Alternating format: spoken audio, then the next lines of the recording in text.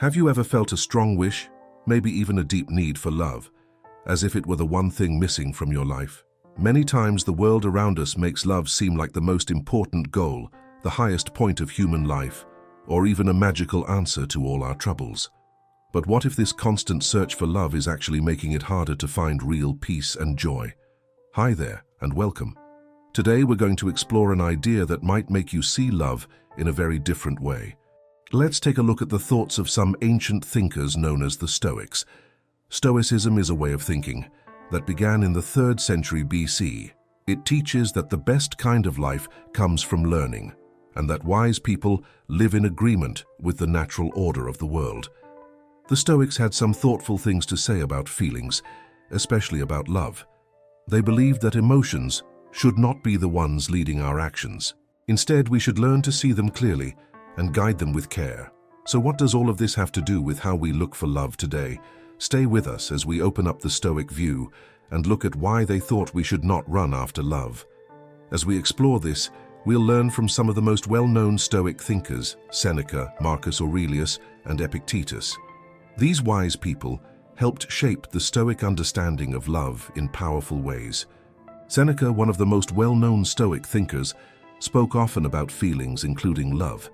He believed love was a natural and important part of being human, but he also warned us not to let love take over our lives. For Seneca, love, like all feelings, needed to be guided and kept in balance. If it becomes something we can't let go of, it can pull us away from becoming wiser and more virtuous. Marcus Aurelius, a Roman emperor who also followed Stoic ideas, shared a similar view. In his famous writing Meditations, he talked about how important it is to stay in control of our feelings. He reminded us that we are able to shape the way we see things and choose how we respond. Epictetus, who was once a slave and later became a teacher, said that peace of mind depends on knowing the difference between what we can and cannot control. We may not be able to choose whether someone else loves us or not, but we can choose how we respond to those feelings. A key part of Stoic thinking is something called preferred indifference. This means that some things in life, like health, money, or even love, are not bad or good on their own. They can be part of a good life, but they are not what make a person truly good. The Stoics believe that love fits into this idea. It's not a virtue like honesty or courage, but it can bring beauty to our lives if we handle it wisely. Still, love should not be the one thing we live for or the reason we feel happy. That might sound surprising, especially because we often hear stories that say love is the greatest source of joy and purpose. But for the Stoics, real peace comes from the inside, not from outside things, not even from love. But what do we really mean when we say chasing love? It means making the search for a romantic partner the most important goal in your life. It's when we spend much of our time and energy trying to find love, sometimes forgetting everything else.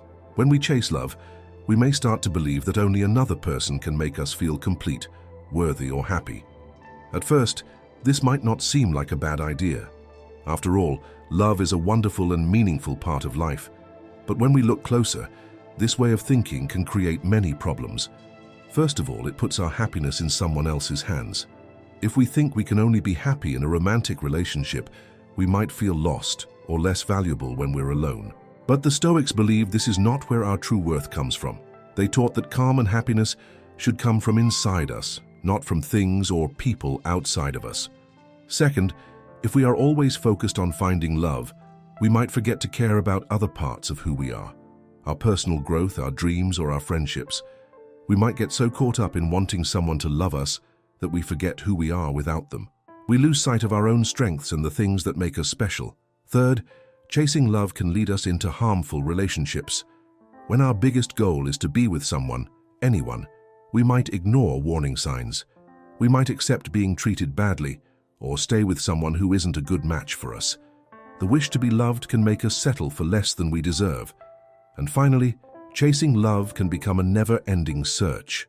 If we're always looking for the next person to love us, we stop noticing the present moment. We stop being grateful for what we already have. We become so focused on the future that we miss the peace and joy that can be found right now. And if you're enjoying the content, consider becoming a member of the channel. In addition to helping the channel, you also get exclusive content.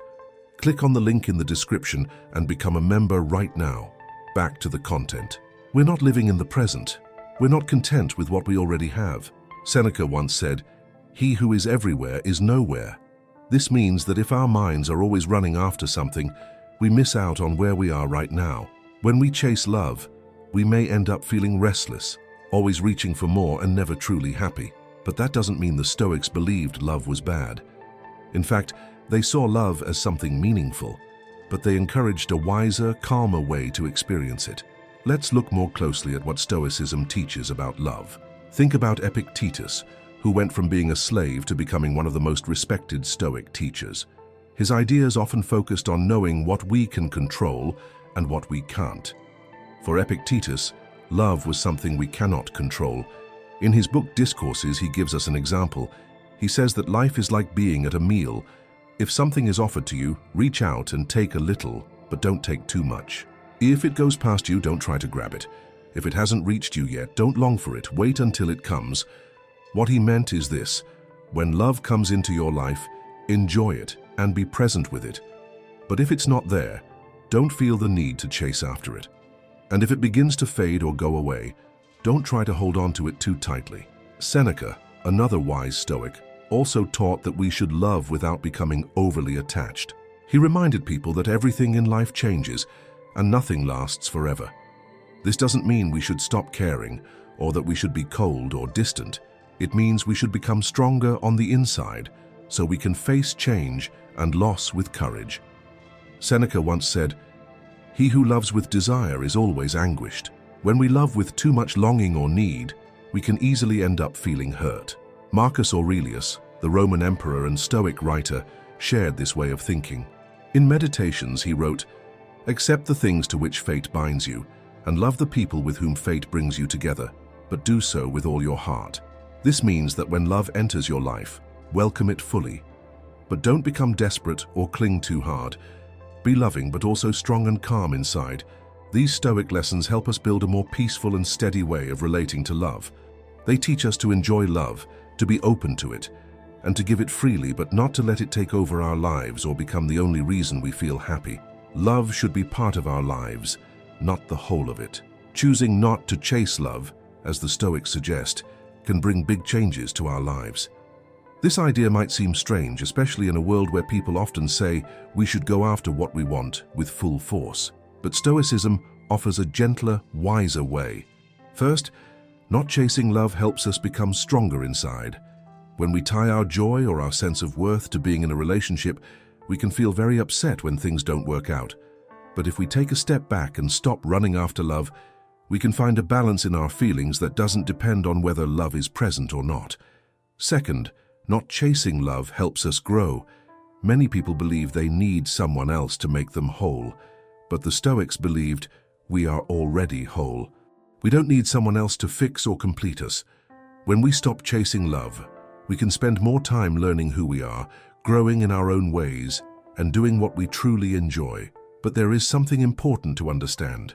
If you have been trying for a long time to get out of your comfort zone and learn more, but you still haven't managed to do so, there may be something you are not aware of.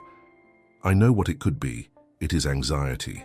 Anxiety is like a snake that comes silently and affects you without you realizing it. It makes you feel bad for days, months, and even years. Living like this is like being sick all the time. But I know a solution. The Stoic philosophers, together with modern psychology, have a way to help you get rid of this. I myself managed to cure myself of this anxiety. I made a video explaining how you can get rid of this evil, and it is in the first comment. Click on the link in the first comment and start curing yourself of this feeling of anxiety. We learn to find a quiet kind of happiness within ourselves. This inner contentment makes us stronger, more independent, and less shaken by the ups and downs of life. It's not about shutting love out or pretending we don't care. It's about allowing love to arrive when it's ready, in the way that feels natural and true. Shifting from a mindset of always chasing love to one of calm acceptance and self-fulfillment isn't easy. It's a deep transformation. It takes time, honesty, and steady effort, but it's worth it, because it leads to real peace of mind. So how can we bring these Stoic ideas into our daily lives? How do we actually live in a way that feels grounded, balanced, and open-hearted? It starts with small, intentional steps. Self-awareness is the first step. Take a moment to look inward and ask yourself, do I often look to others to feel valued? Am I afraid to be alone, so I jump into relationships too quickly? Recognizing these patterns is not about blaming yourself. It's about understanding where you are right now, so you can begin to grow. Being honest with yourself opens the door to real change. Self-love is the next step. This doesn't mean being selfish or ignoring others. It means treating yourself with the same kindness and care you would offer a close friend. Start doing things that bring you joy. Read a good book, take long walks, explore a hobby, or simply rest when you need to. Build a life you truly enjoy, with or without a romantic partner. You don't need someone else to make you whole. You are already enough. Embrace solitude.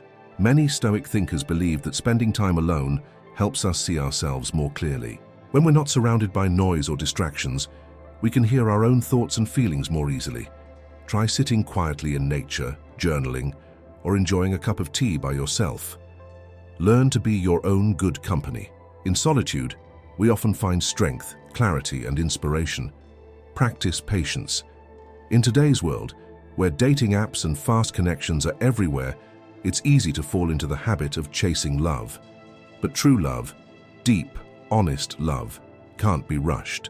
Let it come to you in its own time. Trust that the right connections will find you when you're ready. In the meantime, focus on becoming the kind of person you'd want to meet. Calm, curious, kind, and complete. Mindful relationships. When you do choose to open your heart and step into a relationship, remember to carry Stoic wisdom with you. A healthy relationship should add joy to your life, not become your only source of it. Keep your sense of independence alive. Make time for your passions, your friends, your thoughts. Love doesn't mean losing yourself in someone else. It means walking side by side with mutual care, respect, and understanding. A mindful relationship is one where both people grow, support each other, and feel free to be themselves. You don't have to agree on everything, but there should be space for honest conversations and shared values. Emotional resilience is another important lesson from Stoicism. Life will stir your emotions, joy, anger, sadness, fear. That's part of being human. Stoicism doesn't ask us to become cold or numb. It teaches us to feel without being overwhelmed, to observe our emotions, to sit with them, and to choose our actions with care. If something upsets you, pause before reacting. Ask yourself, is this worth my peace? This simple practice can change the way you move through conflict and help you make clearer, kinder decisions. Mindfulness is a helpful way to begin this journey. It means paying attention, really paying attention, to what you feel, what you say, and how you react.